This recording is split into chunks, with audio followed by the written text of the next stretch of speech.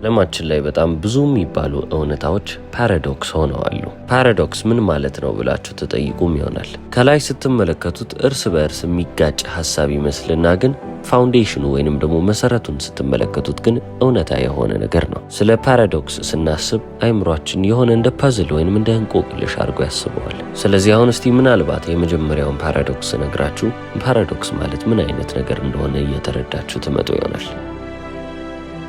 ታዲያ የመጀመሪያው ሰዎች እናንተን እንዲወዷችሁ በሞከራችሁ ወይንም በጣራችሁ ቁጥር እነሱ ለእናንተ ያላቸውን መውደድ የመቀነሳቸው መጠን ከፍ እያለ ይመጣል። የሰው ልጅ ሳይኮሎጂ ወይንም ስለ ልቦናው በጣም አስገራሚ የሚያደርገው ነገር ምንድን ነው ካላችሁ የምናወራውና የምንግባባው በቃላቶቻችን ቢመስለንም ከቃላቶቻችን ጀርባ ያሉ ትርጉሞች ናቸው እያንቀሳቀሱን ወይንም እያግባቡን ያሉት። ይህ ማለት ምን ማለት ነው? እኔ ለእናንተ የሆነ ነገር ስነግራችሁ የነገርኳችሁን ነገር ሳይሆን የምትወስዱት ለምን እንደነገርኳችሁ ነው ማሰብ የምትጀምሩት። ስለዚህ እናንተ እኔን እንድትወዱኝ ብዬ እኔ ሁሌም እናንተ ጋር እየመጣው ምን አይነት አስገራሚ ሰው እንደሆናችሁ እየነገርኳችሁ ብሄድ እናንተም ደግሞ መጠራጠርን ትጀምራላችሁ ማለት ነው። ለምንድን ነው እንደነዚህ አይነት ነገሮችን እየነገረኝ ያለው ብላችሁ ነው ወዲያውኑ ነው ማሰብ የምትጀምሩት። ያም ደግሞ ከኔ የበለጠ እንድትርቁ ያረጋችኋል እንጂ እኔ እንድትቀርቡኝ ያረጋችሁ። ለዚህ ነው ብዙ ጊዜ ያልነውን ነገር እንዳለ እየተቀበለ የሚስማማውን ሰው ማንወደው። በቃ ራስን ችለ ራስን የሚወክል ሐሳብ ይዘና ብለን ማሰብን ይቀልናል። ሁሉም ነገር ከኛ ጋር አንድ ሲሆን ያናደደናል እኮ።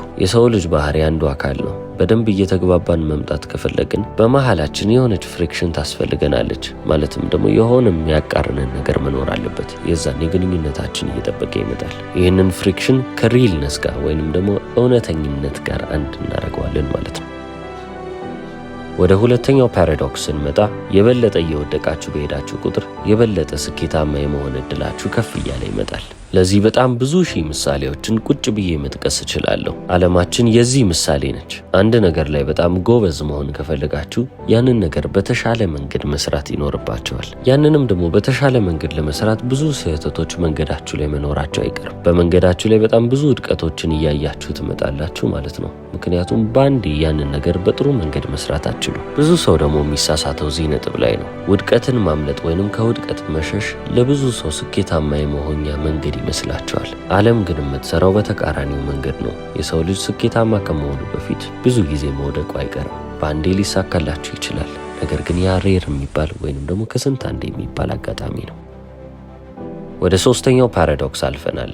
አንድ ነገር ይበልጥ ባስፈራችሁ ቁጥር ያንኑ ያስፈራችሁን ነገር ለማድረግ ብትወስኑ ይሻላችኋል። ያ ነገር አስፈራችሁ ማለት ልታደርጉት ይገባል ማለት ነው። አሁን ይሄ ለሁሉም ነገር ይሆናል ማለት ደግሞ አይደለም። ለምሳሌ አሁን መኪና እየነዳችሁ ከመኪናችሁ መዝለል ስላስፈራችሁ መዝለል አለባችሁ ማለት አይደለም። አንበሳንም ስለፈራችሁ ሄዳችሁ ከአንበሳ ጋር ልትደባደቡ መሞከር የለባችሁም። ለሕፃን ልጅም ደግሞ ቢላ እንዳሰጡ። አሁን እያወራኋችሁ ያለሁት ነገር ስለ ሕይወታችን ውሳኔዎች ነው። በሕይወታችን ውስጥ በጣም ጠቃሚ የምንላቸው ነገሮች አሉ። እነዛ ነገሮች አንዳንዴ በጣም ስኬሪ ሊሆኑ ወይንም ደግሞ አስፈሪ ሊመስሉብን ይችላሉ። ለምንድን ነው እንደዛ ስም የሆነው ብለን ከጠየቅንም በሕይወታችን በጣም አስፈላጊና ጠቃሚ የሚባሉት የሕይወታችን ምርጫዎች፣ ዲሲዥኖች የእኛን አይደንቲቲ ወይንም ማንነታችንን በትልቁ የመቀየር አቅም አላቸው።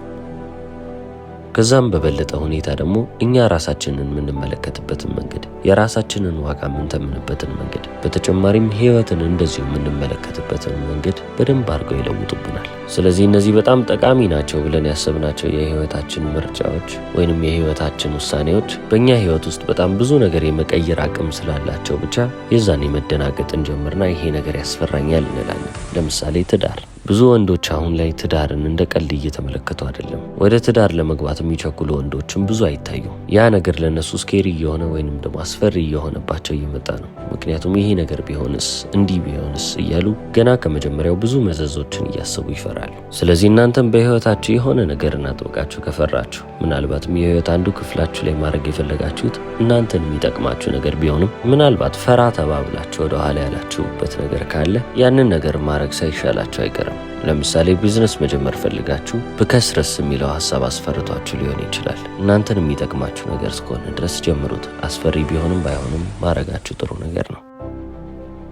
ወደ አራተኛው ፓራዶክስ ስንመጣ የሰው ልጅ ላይ አንድን ባህሪ እየጠላችሁ ከመጣችሁ ያንን ባህሪ በውስጣችሁ ውስጥ አቮይድ ለማድረግ እየሞከራችሁ ነው ማለት ነው። አስረዳን፣ ትንሽ ግልጽ አድርግልን ካላችሁ እዛ ሰው ላይ የጠላችሁት ነገር በእናንተ ውስጥም ያለ ነገር ነው፣ ነገር ግን ችላ ብላችሁ ደፍናችሁ ለማለፍ እየሞከራችሁ ያላችሁት ባህሪ ነው። ታዋቂው ስዊስ ሳይካያትሪስት ካርል ዩንግ ይህንን ዘ ሻዶው ብሎ ይጠራዋል። ሌሎች ሰዎች ሲያሳዩት የሚያናድዱን ባህሪዎች እኛ በውስጣችን ያሉ ነገር ግን በውስጣችን እንዳሉ ማመን የማንፈልጋቸው ባህሪዎች ናቸው። ስለዚህ አሁን ብዙ ጊዜ ውሳኔ መወሰን የሚያስቸግራቸው ሰዎች ከአጠገባችን ሲኖሩና እኛም በእነሱ ባህሪ እየተበሳጭን ስንመጣ እኛም ልክ እንደነሱ ቶሎ የመወሰን ችግር አለብን ማለት ነው። ብስጭታችን የሚያመለክተው እኛም እዚህ ጋር የተቸገርንበትን ነገር ሰው ሲቸገርበት ስንመለከት ነው። በሰዎች እየተናቃችሁ ስትመጡ በጣም መበሳጨት ካበዛችሁ እናንተም ሌሎችን ትንቃላችሁ ማለት ነው። በቃች ዓለም በአጠቃላይ ሚረር ነች ወይንም ደግሞ መስታወት ነች ብላችሁ አስቡ።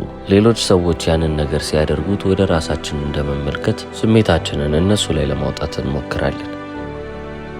ወደ አምስተኛው ፓራዶክስ ስንመጣ ከዚህች ዓለም ጋር የበለጠ ኮኔክትድ እየሆንን ወይንም እየተገናኘን በመጣን ቁጥር የበለጠ የመገለል ስሜትን በውስጣችን ውስጥ እየተሰማን እናልፋለን። ከዓለም ጋር ኮኔክት ማድረግ ማለት በዚህ ጊዜ ኢንተርኔት ነው ማለት ይቻላል።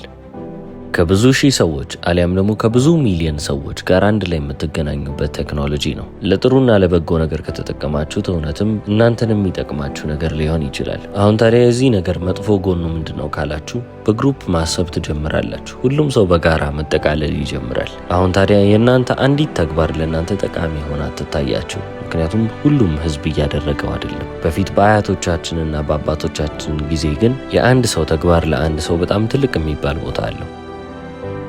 አባቶቻችንና እናቶቻችን ጎረቤቶቻቸውን በደንብ የሚያውቁ ሰዎች ናቸው። ጋዜጣ ያነባሉ። ሀገሪቷ ምን አይነት ሁኔታ ላይ እንዳለች ይገነዘባሉ። ምናልባትም ወደ ቢሮ ጎራ ብለው ቅሬታም ለማቅረብ ብቻ የሆነ በአቅሜ መስራት የምችለው የሆነ ነገር አለ፣ ለውጥ መፍጠር እችላለሁ ብለው ያስባሉ። አሁን ግን የለም። ልክ እንደዚህ ስታስቡ ያ ሁሉ ሚሊየን ሰው ሀሳባቸውን በዛው ኢንተርኔት ላይ እየገለጹላቸው ሲመጡ እኔ ምንም ባረግ እኮ ምንም ይለወጥ ነገር የለም ብላችሁ ታስባላችሁ። ዓለማችንን በአንድነት የሚያስጨንቁ ብዙ ችግሮች አሉብን። ታዲያ አሁን እነሱን ችግሮች ለመፍታት ስታስቡ ያ ሁሉ ሰው ኢንተርኔት ላይ ገብቶ ሀሳቡንም ሲገልጽ እኔ ቦታ የለኝም፣ እኔ እዚህ ውስጥ ልካተት አልችልም፣ እኔ ምንም አልሰራም ብላችሁ ራሳችሁን የማግለል ሁኔታ ይታይባችኋል። ይሄ ሁሉ ነገር የመጣው ለምንድን ነው? ራሳችሁን መጀመሪያ ከዓለም ጋር ኮኔክትድ ስላደረጋችሁ ወይንም ደግሞ ከዓለም ጋር በጣም አንድ ላይ ሆናችሁና ለብቻችሁ ሆናችሁ ምንም ነገር መፍጠር እንደማትችሉ ማመን ጀመራችሁ። ወደ ስድስተኛው ፓራዶክስ አለፍን። ሁሌም ቢሆን ደስተኛ የሚባል ግንኙነት የሚኖራችሁ ራሳችሁን ሆናችሁ ደስተኛ ከሆናችሁ ብቻ ነው። በራሳችሁ ውስጥ የሆነ ቀዳዳ ካለ፣ ያልተደፈነ የሆነ ክፍተት ካለ፣ ያልዳነ ቁስል ካለ ወይንም ደግሞ የነፈረቀ ቁስል ካለ ምንም አይነት ሰው ወደ ህይወታችሁ ቢመጣ እናንተን ሙሉ ሊያረጋችሁ አይችልም። በልጅነታችሁ እናንተ ላይ የተፈጠረው ነገር ጠባሳ ሆኖ አሁንም እናንተን ሰላም የሚነሳችሁ ጉዳይ ከሆነ የሌላ ሰው ፍቅር፣ የሌላ ሰው ገንዘብ ወይንም የራሳችሁም ገንዘብ ቢሆን እናንተን ሙሉ እያረጋችሁ የሚመጣ ነገር አይሆንም። ሃኒሙን ፌዟ ላይ ልትደሰቱ ትችላላችሁ። ችግሮቻችሁ ሁሉ እየሄዱላችሁ፣ እነዛ ክፍተቶች የተሞሉ ይመስላችኋል። ነገር ግን ዞሮ ዞሮ መምጣቱም አይቀርም። አዲስ ካላችሁት ሰው ጋርም እየተጣላችሁ ይህ ክፍተታችሁ አሁንም እየተንጸባረቀ መምጣቱ አይቀርም። ብዙ ጊዜ ሰዎች ራሳቸውን ቶክሲክ ሪሌሽንሽፕ ውስጥ ያገኛሉ አይደለ? ለምንድን ነው በጣም መርዛማ የሚባሉ ግንኙነቶች የሆኑት? ሁሉም ሰው መጀመሪያ የተጎዳበትን ቦታ ሳያክም ስለሚገባ ነው። ሁለት የቆሰለ ሰው አንድ ላይ ከተገናኘ ሪሌሽንሽፑም የቆሰለ ነው የሚሆነው። በቃ ያኮ ግልጽ ነው። ሌላኛው ሰው ላይ ነው በስሜት ደረጃ ዲፔንድ እያደረጋችሁ ወይንም ጥገኛ እየሆናችሁ የምትሄዱት። እነሱ ላይ ጥገኛ እየሆናችሁ ስለቀጠላችሁ ብቻ ደስተኛ ወይንም ጥሩ የሚባል ጊዜን እያሳለፋችሁ የምትሄዷት ነው።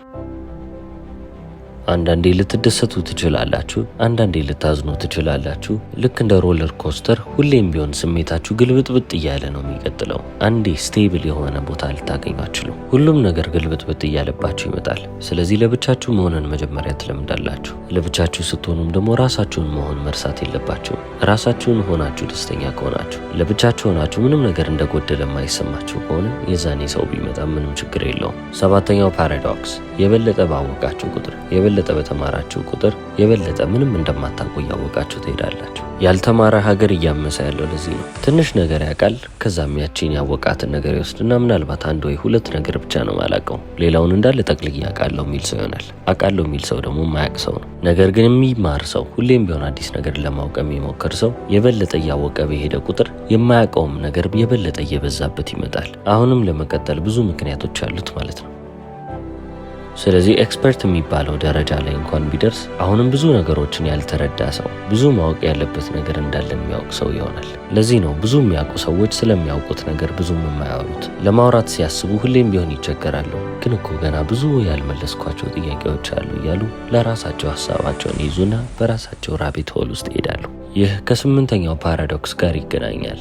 አንድ ሰው ስለ አንድ ጉዳይ የበለጠ ትክክል ነኝ እያለ እርግጠኛ በሆነ ቁጥር የመሳሳት እድሉን በዛው ልክ እየጨመረ ይመጣል። በሳይኮሎጂ ውስጥ ዳኒንግ ክሩገር ኢፌክት የሚባል ነገር አለ። አንድ ሰው ባለው የስራ ዘርፍ ውስጥ ትንሽ የሚባል ኤክስፒሪየንስ ባለው ቁጥር ወይንም ደግሞ ያንን የሚሰራውን ነገር የማያውቅበት መጠን እየጨመረ በመጣ ቁጥር ኮንፊደንሱ በዛው ልክ ከፍ እያለ ይመጣል። በዛ የስራ ዘርፍ ውስጥ ግን አዋቂ የሚባለው ራሱን ይጠራጠራል። ፈላስፋው በርትራንድ ረስል አንድ የተናገረው ነገር ነበር። የዓለም ችግር እንዳለ የሚነሳው እዚህ ዓለም ላይ ያሉት ሞኝና ምንም የማያውቁት ሰዎች በራሳቸው በጣም እርግጠኛ ናቸው። በጣም አወቁ የሚባሉና ጥበበኞች ግን በጥርጣሬ የተሞሉ ናቸው ይላል።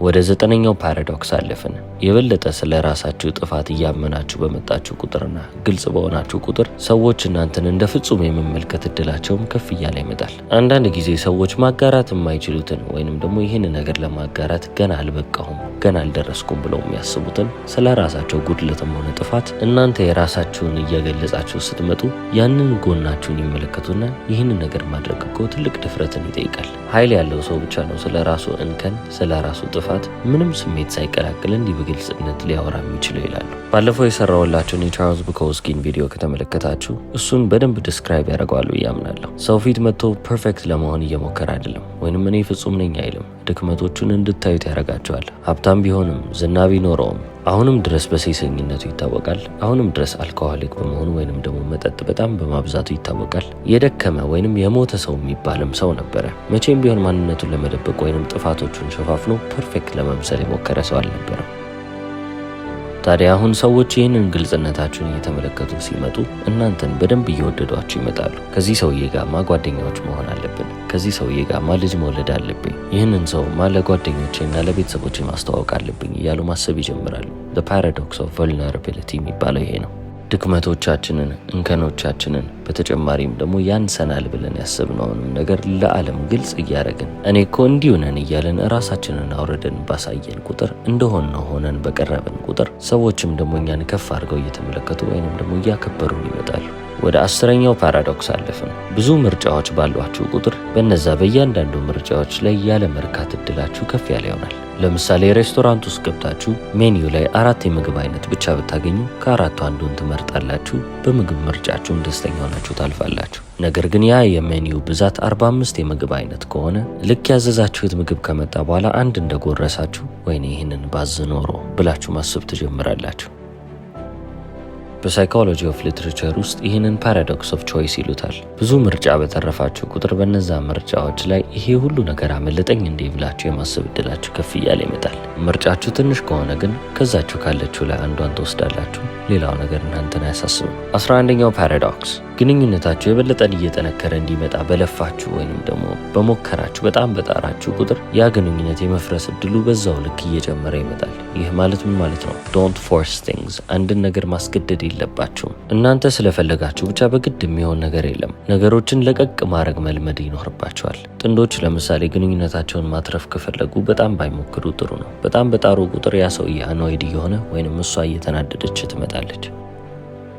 ሁሉም ሰው በዚህ መንገድ አልፏል ብዬ አምናለሁ። ልጅ በነበርንበት ወቅት ወይንም ደግሞ በሰል ሳንል በፊት ከፍቅር ጓደኞቻችን ጋር በእንደዚህ አይነት ጊዜ ውስጥ አልፈናል። ዓለም ላይ ሲራመድ የምትመለከቱት አብዛኛው ሰውም ደግሞ ይህንን ትምህርት በከባድ መንገድ የተማረ ሰው ነው። ማንም ሰው መጀመሪያ ልቡ ከመቁሰሉ በፊት ይህንን ነገር እንደዚሁ ተመልክቼው በዚህ መንገድ ባልሄድ ይሻላል ብሎ የተማረ የለም። አብዛኛው በኤክስፒሪየንስ ነው የተማረው። ማለትም ደግሞ ህይወት ኮርኩማ ቦታ አስይዘዋለች ማለት ነው። አንድን ነገር ግዴታ ማስገደድ የለባችሁም። ይህ ለሪሌሽንሽፕ ብቻ መሆን የለበትም፣ ለሁሉም ነገር ነው። አንድ ነገር ላይ ፎርስ እየጨመራችሁ ወይንም ደግሞ በጣም እየጣራችሁ በመጣችሁ ቁጥር የዛን ናቹራል ፍሎ ኢንተረፕት ለማድረግ እየሞከራችሁ ነው። ነገሮች በተለመደው በተፈጥሯዊ ፍሰት እየሄዱ ነው። ስለዚህ ማቋረጥ የለባችሁ። አንቺ እሱን ስለወደድሽው ብቻ እሱ አንቺን መውደድ አለበት ማለትም አይደለም። የበለጠ ወደደኝ ብለሽ ከፍ ዝቅ ብትይለት ብታገለግዩ በተግባሮችሽ ፍቅርሽን ብትገልጪለት ያ ሰው ካንቺ የመሮጫ እድልን ነው እንጂ ያገኘው የመቅረቢያ እድልን አልሰጠሽውም። ፎርሲንግ ቲንግስ ይባላል። በቃ በግዴታ አንድን ሰው ከወደዳችሁ ግዴታ ያ ሰው እናንተን መልሶ መውደድ የለበትም።